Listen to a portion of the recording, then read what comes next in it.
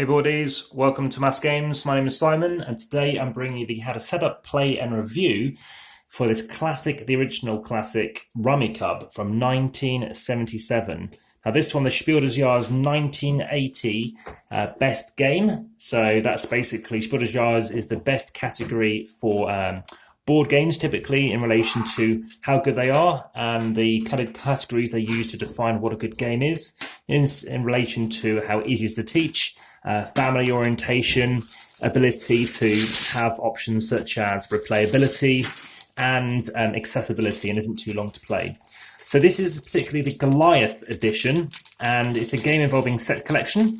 And what I'm going to do is just build up one of these 4 different Vanity Shield boards.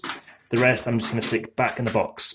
Now this one I've only actually played once, and that was on Sunday.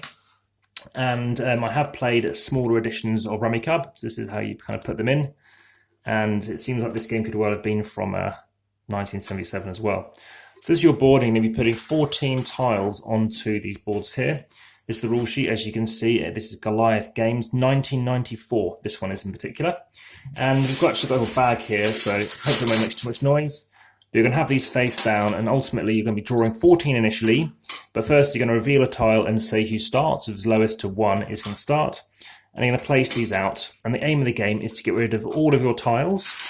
If you're the first to do it, you're going to call out Rummikub. And then what's going to happen is you're going to take the score of everybody else's. So if that's what I have remaining, my score will be that negative. And everyone else's score will also be theirs negative. But whoever said Rummikub, because I went out first, obviously have a 0, but they'll also get whatever everyone else has negative as a positive. So quite a massive swing for that player. And you're going to decide before you play how many rounds you want to play. And as you can imagine, with 1 round, that's pretty unfair if you get some bad tiles, which can happen. And if you play even 2 rounds, it obviously isn't really going to balance out. So you're probably looking at about 4 rounds, and you're looking around half an hour per round. So let's just count up these 5, 6, 7, 8, 9, 10, 11, 12, 13, 14, 15. So let's just chuck that one away. And I need to try initially get 30 points out onto the board, which I might not be able to do right now.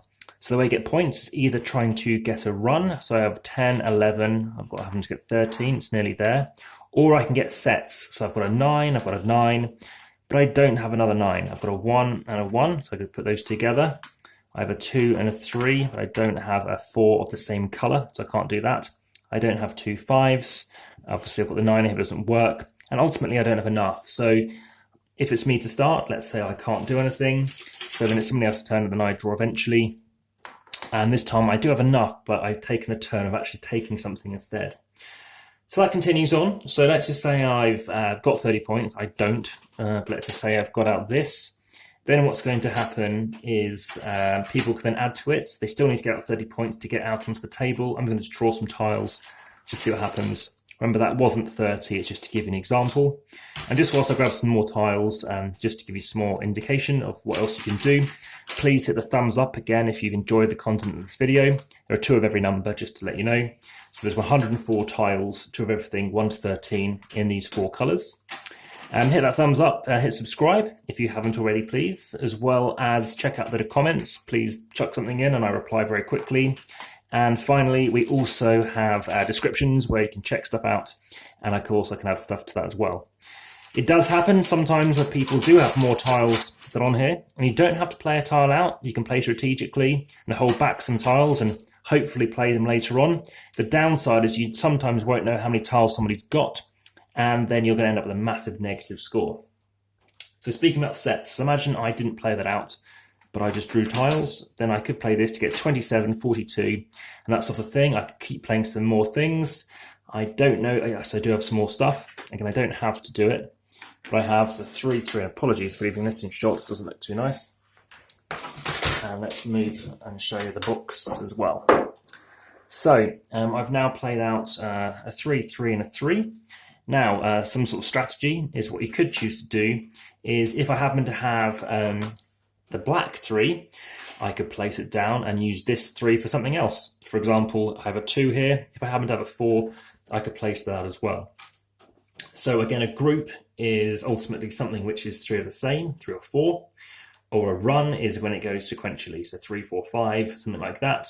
1, by the way, is always low and cannot be going after a 13 as well. So again, you're either laying tiles down, that's either a single tile once you've got out your 30, or you can play as many as you like, but that's just one option you could do.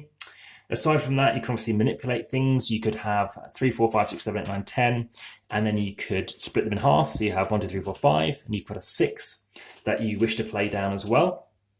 And you also have a joker, which hasn't come up yet, and they aren't necessarily color dependent. To be honest, I think the rules could have been a lot better to explain that. But what we could do is place down a joker and add something else, such as a joker here. So I could do this, and now that could be the yellow 4, because that would work. And I could use this something else, or I could use this somewhere else. But it isn't necessarily color dependent. I must admit the rules aren't clear. It just says it can be used to represent any tile. And even though it happens to be a black one there, it doesn't have to be the certain thing as well. So in this instance, it just states, in the case of a group of 3, the joker can be replaced by the tile with the missing colours. So in this instance, it shouldn't be a problem. So let's say you want to take it down, and let's relive that thing. So again, it can represent any tile. A set containing a joker can have tiles added to it, and it can be split apart in the usual way. But during your turn, you can retrieve a joker from the table if you replace it with the tile that it represents. So in this case, you've got to represent, that black one there. So it would actually have to be the respective colour that it is. Aside from that, you must use it immediately. You can't bring it back to your hand.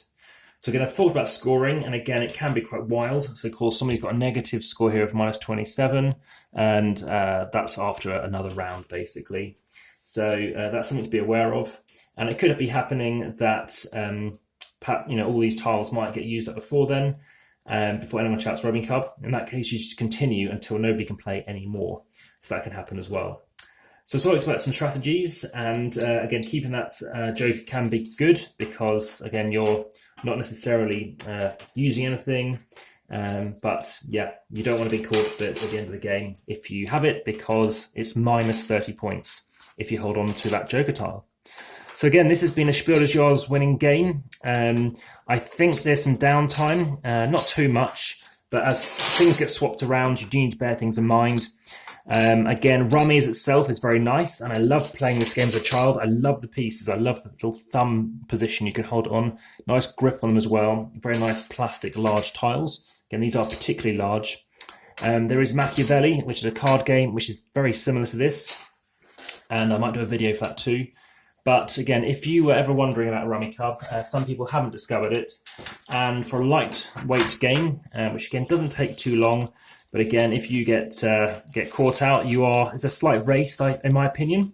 I happened to win when I last played it, and that's because I just thought, no, I just want to get these tiles off my hands, and if anyone else plays down some tiles, of course, it should enable me as well. So bear that in mind. But what strategy do you like? And again, have you heard about and discovered Rummy? Well, thanks very much. I hope you enjoyed it, and I'll speak to you again very soon. All the best. Bye for now.